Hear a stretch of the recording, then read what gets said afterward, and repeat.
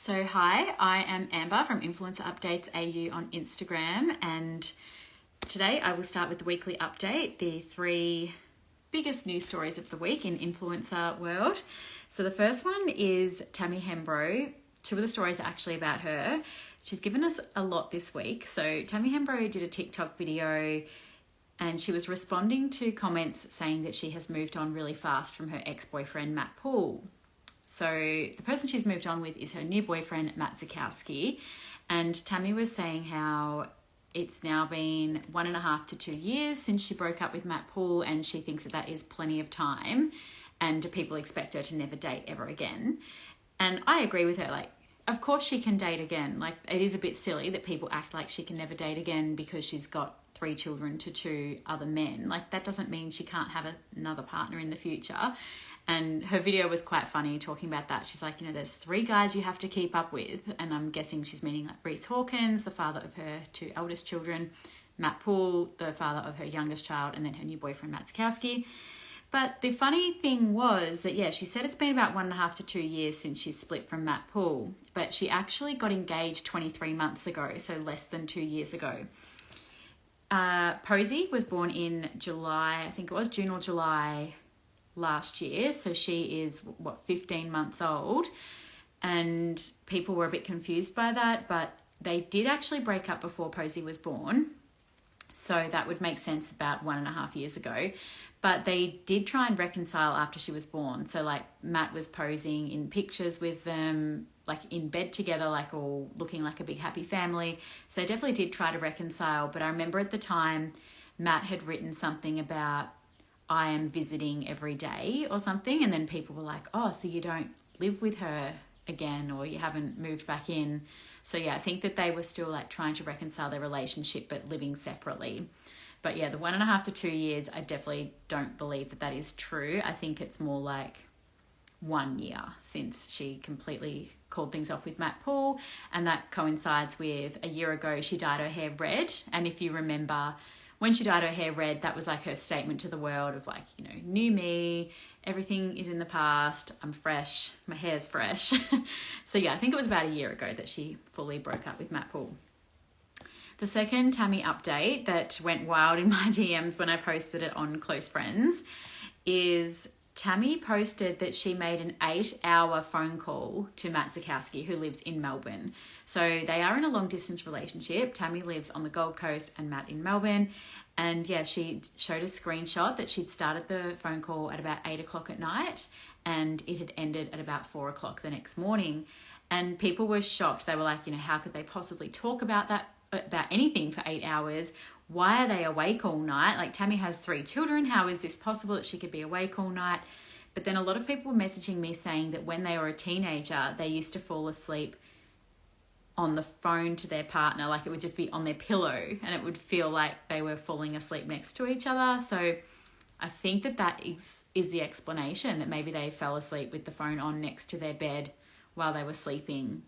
And it's just like that comfort of knowing the person's there.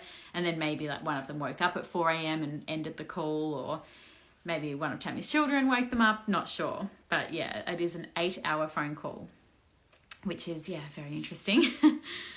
There's 4 updates. So the third update for the week is Sarah's day. So she posted, again, a TikTok video saying that her $650 Prada sunglasses were stolen at a post office.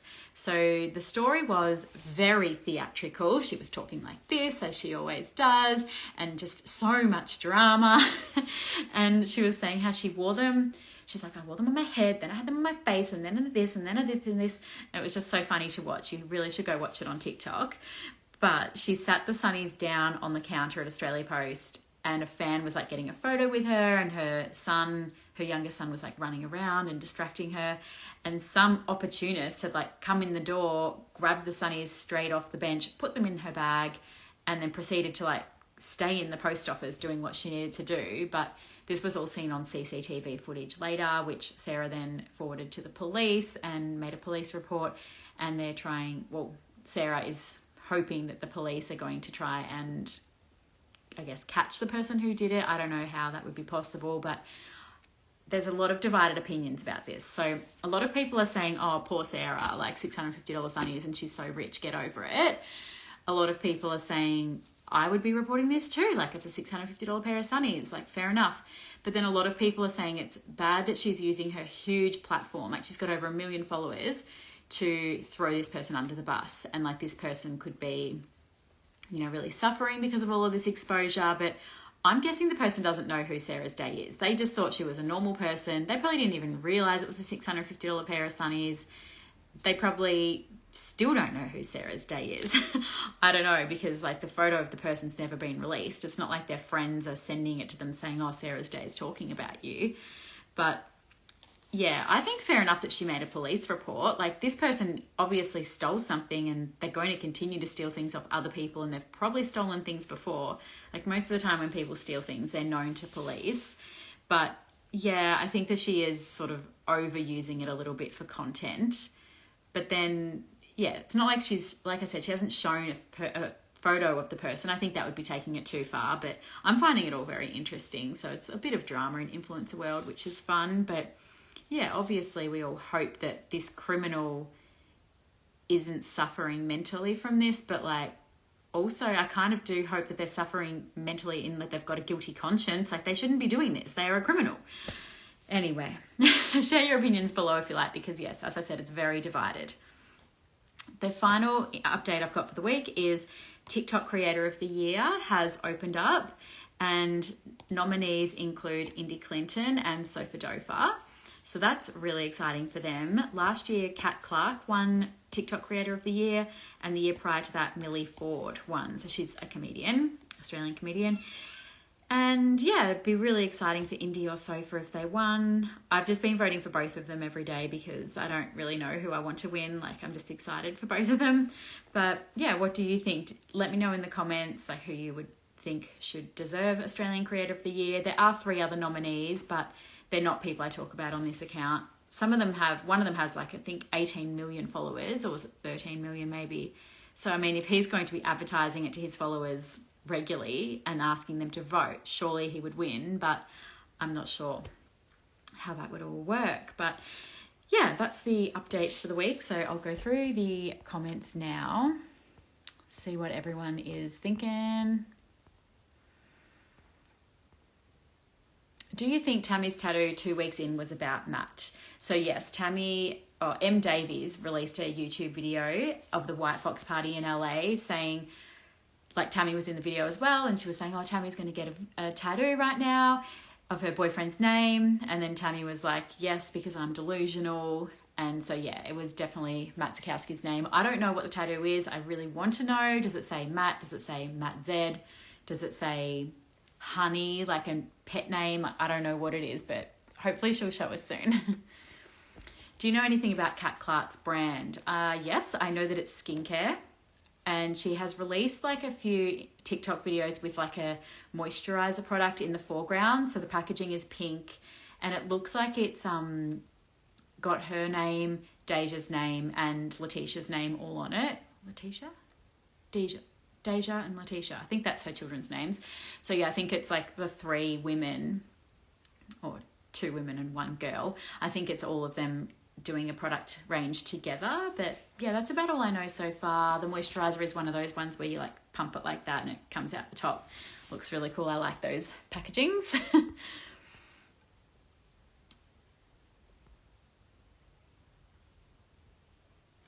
What else have we got here? Sorry. Everyone's thoughts on Lemwear. So Lemwear is Martha Kalifatidis' new brand. She's done that with 2 of her best friends. And they have launched the original drop, so drop 1. And my thoughts are that I'm very surprised by the lack of size inclusivity. So the size guide has sizes 6 to 14. So it looks like they're not planning on going further down or further up than 6 to 14. But when you click on the products, the only sizes in stock are 6, 8, 10, 12. So they've got the size guide to say 14, but there's actually no size 14s available on the website. So yeah, that's a little bit disappointing for many people. The pricing is considered, I guess, a lot of people have been messaging me saying it's very high prices. I actually thought Martha would do even higher prices. Like I thought it would be more like Kylie Jenner's new range, which, you know, she's doing like I think her trench coat is $370. Although maybe that is probably on par with the sort of prices Martha's charging. There is a denim jacket, I think it is, like a puffy sort of jacket, not a puffer jacket, but like a bomber jacket maybe, and that's about $300, which is the highest price item. So yeah, I guess maybe it is sort of on par with Kylie Jenner's sort of prices. But yeah, I personally won't be buying the brand. It's definitely not my sort of fashion, but yeah, it'd be interesting to see how it goes. It has only got 18 items as well for the first drop, although that's probably quite a lot. Lots of comments about Tammy Hembro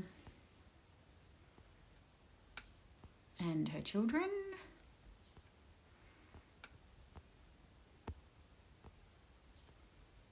I never see Sopha Dopha on my For You page, but I'm sure she's quite popular. I like Indy for her relatable mum content.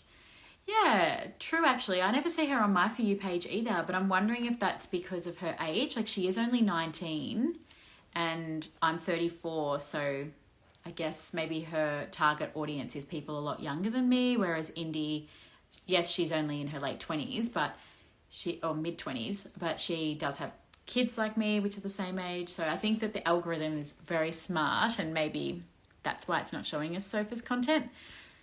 Not sure about that.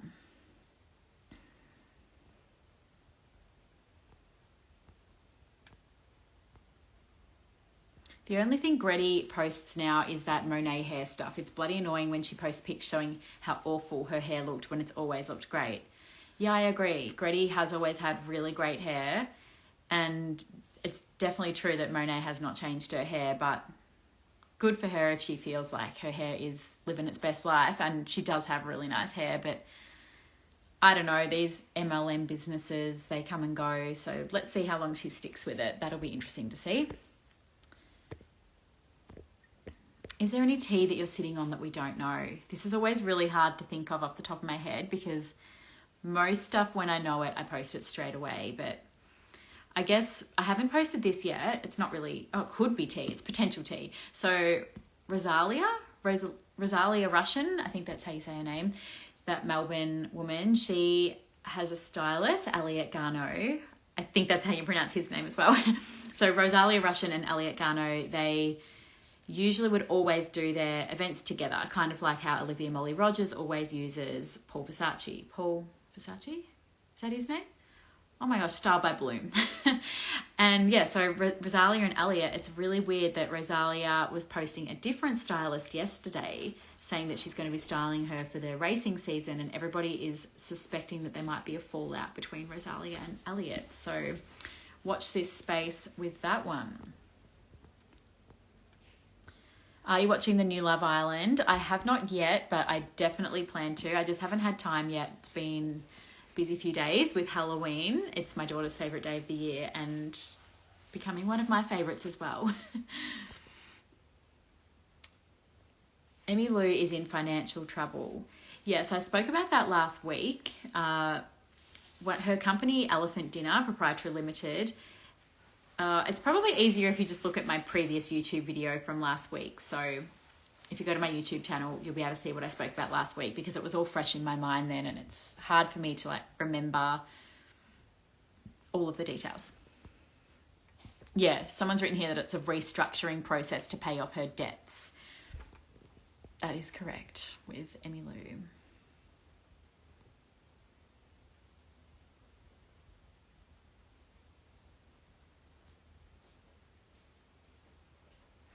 Influencers that may be pregnant that you spoke about last week. Well, there's still no proof or evidence or anything. It's just a lot of people messaging me saying that they suspect it. But my only clue that I gave last week was that it's somebody who has blocked me. So do with that information what you will. As I said, I don't have any evidence or clues. It's just pure speculation.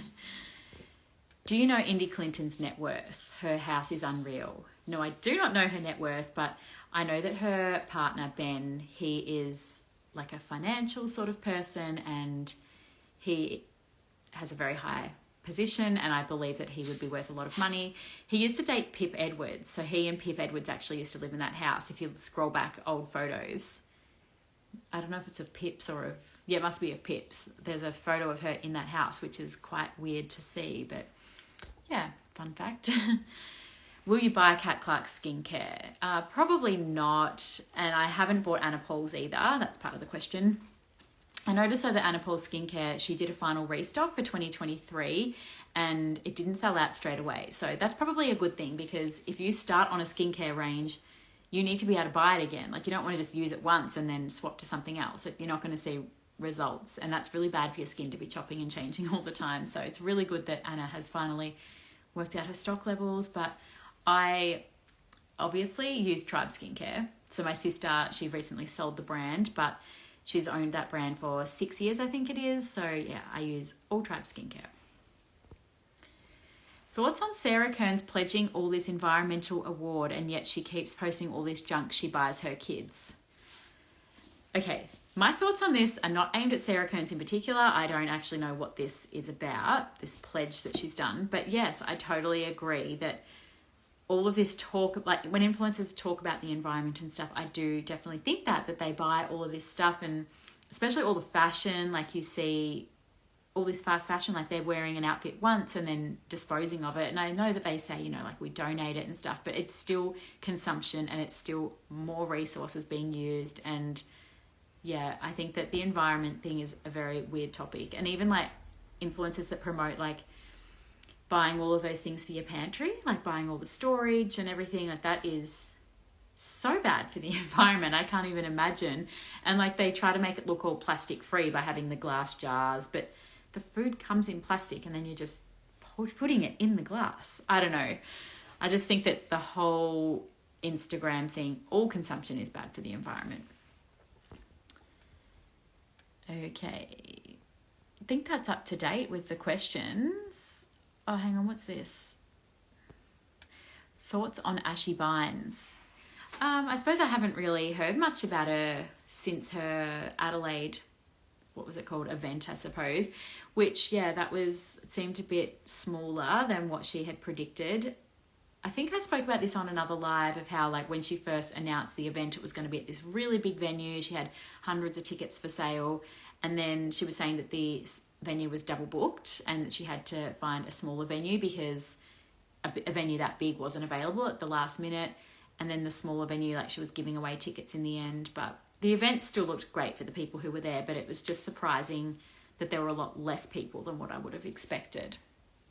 But my thoughts on her are that I've been following her for years and years and years. I know there's been a lot of controversies with her. There's been a lot of controversies with every influencer who shares every aspect of their life for the last, I guess, 10 years, probably more than 10 years.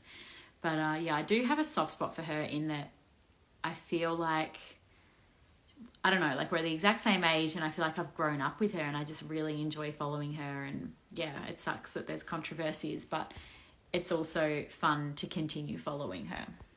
And I'll get crucified for that, but that's just my thoughts. Are the Orvals kind of irrelevant now? Barely hear of them anymore. I definitely don't think they're irrelevant. I think that people are still following, especially Mitch Orval. Hannah Orval I don't really hear much about. I do hear a lot about her like faux lesbian relationship announcement. So she had this relationship announcement, I don't know, a few months ago now.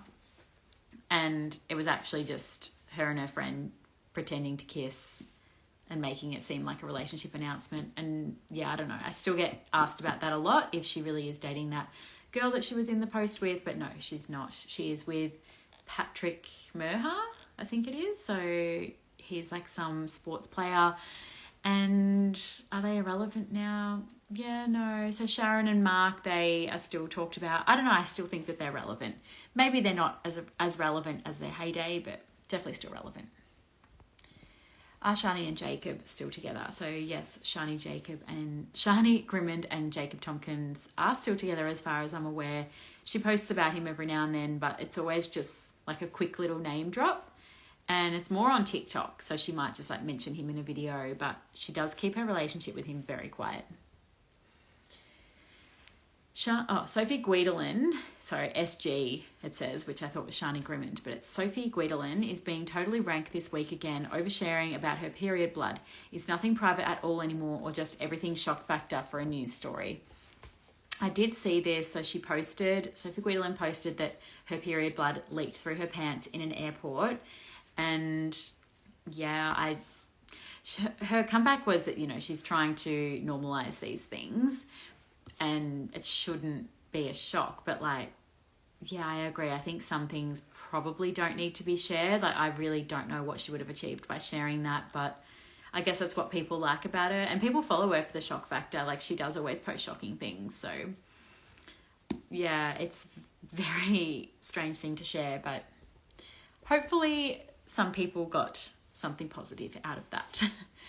Thoughts on Rachel Dillon? Okay, I think that she is amazing. I think that her brand, Crop Shop Boutique, I've heard really good things about that.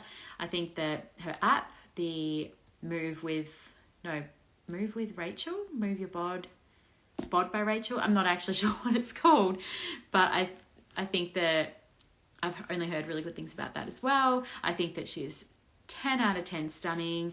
I think that that's really interesting that she's with Toby Pierce, Kayla Itzinas's ex-husband. People were telling me that they're surprised that Rachel was not on the AFR Young Rich list recently. So to get on that list, you need to be one of the 100 wealthiest people under the age of 40 in Australia. So you've got to have a net worth. Number 100 had $54 million net worth, I think it was, something like that. So to get on that list is extremely exclusive. So I imagine that, like Toby Pierce himself, he is on the rich list. So I imagine he would advise Rachel, if she did have a net worth of over $54 million, that she should be on the list as well. Like, it must be a good business move, but I'm guessing she just doesn't have that wealth. Like, maybe she's got $47 million net worth. I'm not sure, but it's a very, very exclusive list to be on. And maybe she'll get there one day. But yeah, I think that's really cool. And her wedding looks amazing. She said she's going to have 3 dresses. Her bridesmaids are her sister, her friend Isabel Mathers, who is also an influencer, and then another friend who was also her sister's bridesmaid. But yeah, I think that she's really interesting to follow. Do you follow Real Dads of Melbourne? I do not, sorry. But I do hear about them very occasionally. So this person's saying he's such a snob, treats his kid like a 50-year-old man. Okay, that sounds very interesting. If you want to DM me, Roxa, I would love to talk about that because, yeah, I need to learn. That sounds so interesting. Do you have tea about the Stacks owners? They are starting to get hate on social media. I don't have tea about them, but they were recently in the AFR Top 100 Young Rich list. They are extremely wealthy from their brand Stacks. I bought my first Stacks actually just maybe like 2 or 3 weeks ago in their Black Friday sale, and I got 2 pairs of leggings and a pair of shorts in their like 80% off sale. And yeah, I really like them. They are a bit short on me, but I'm a very tall person. I feel that I should have sized up as well, but maybe they'll stretch a bit. But yeah, I'm very happy with the feel of the fabric and everything. And you know, they came really quickly and they were super cheap. But any tea on the owners? I remember, I think it was Christmas last year. They held a Christmas party at their workplace and they made, I think it was like roast beef sandwiches or something. And everybody went crazy saying like, they are super, super, super rich. This is a multi-million-dollar company. And the Christmas party for their staff is making roast beef sandwiches. Like, everyone was a bit shocked by that. But I did post about it at the time. And Don messaged me saying, sorry, like, can you please take this down? This isn't our Stacks Christmas party. This was just a lunch that we put on. This sandwich is like Matilda's specialty recipe that was passed on to her from her dad. She was just making a lunch for the staff. It wasn't the full Christmas party. So I guess that's a bit of tea, not tea. Sorry, it's, yeah, not really that gossipy, but it was quite interesting. People always find it interesting when the influencers message me asking me to take things down. Okay. Sophie Kaisa thoughts. Well, I did meet Sophie Kaisa at her book signing a few months ago, and I really loved meeting her. Like, I think that it just really reminds you that they are normal people. And her children were there, and she just seemed so, I don't know, like happy to be amongst people that were there to see her book. Like, obviously she'd be happy about that. But yeah, I think that selling her engagement ring has been a very shock move, especially that she was selling it on Instagram. So everyone may not remember that Sophie actually proposed to her ex-fiance Maddie. Sophie was the one to propose, and Sophie, I believe, bought the ring for herself. So like she bought Maddie's ring and her own ring. And people were saying that the ring was lab-grown diamonds, but a lot of people say that they are real diamonds. A lot of people say they're not. Like, they're not natural diamonds, but they are still real diamonds. I don't know if this is interesting to anybody, but apparently lab-grown diamonds, I have researched it, they come from like a diamond chip, I think it is, like a diamond seed, and then they apply pressure to the seed to make the seed grow into a bigger diamond. Weird, I don't know, it's crazy to me. And they are a lot cheaper than natural diamonds, but they are still very expensive. But yeah, I mean, it's pretty interesting to buy a secondhand engagement ring off an influencer on Instagram. So I'll be curious to know if she sells it. And there's also been some tea recently in that she bought a new family car, I think she called it.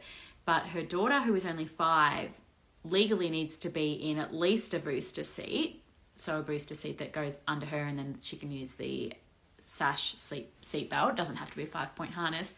But when she went to pick her children up from school in the car, there were no car seats in the car. So that shocked a lot of people. And I'm not sure, like, she didn't actually show her children getting in the car and driving off or anything. So hopefully she did organise some car seats for them.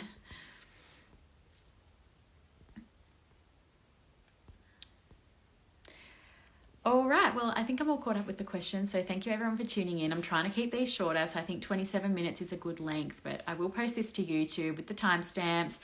Again, thank you for tuning in, and if you do have any questions that I didn't answer, definitely DM me and we will talk about them in there. So thank you. Bye.